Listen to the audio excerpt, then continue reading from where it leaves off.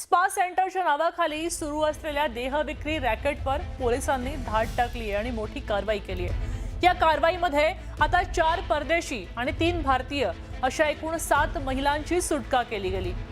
Belapur sector 15 मध्ये त्रिशूळ gold मार्फत इमारतीमध्ये स्पा पॅलेस या सेंटरमध्ये अनैतिक व्यवसाय सुरू होता अशी गोपनीय माहिती मानवी वाहतूक प्रतिबंधक कक्षाला मिळाली होती आणि त्यानुसार पोलिसांनी बनावट ग्राहक पाठवून खातरजमा केली आणि मंगळवारी संध्याकाळी छापा टाकला। या कारवाईच्या वेळी स्पा चालक नीतू हजारीलाल प्रजापत हिला अटक केली गेली आहे।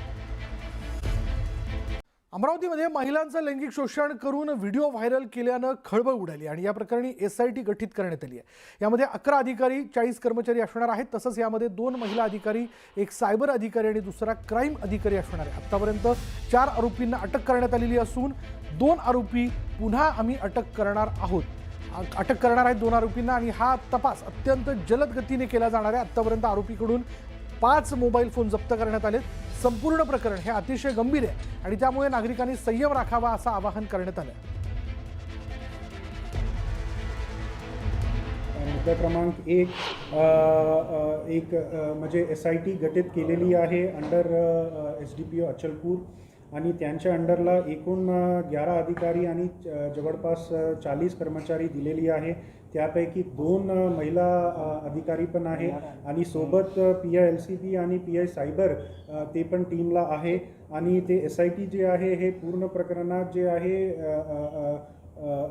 ट्रान्सपरंट आणि फेअर मॅनरला आणि जलद गतीने तपास करणार आहे।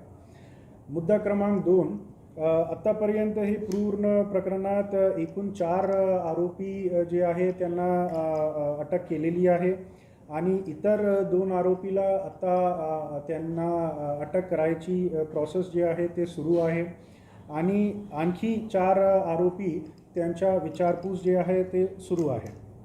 मुद्दा क्रमांक 3 आतापर्यंत एकूण 5 मोबाईल फोन्स सीज केलेली आहे। तपास आमची सुरू आहे की आणखी काही मोबाईल डिव्हाइसेस किंवा लॅपटॉप किंवा जे काही डिव्हाइसेस आहे ते आहे का त्यांची शोध आमची सुरू आहे।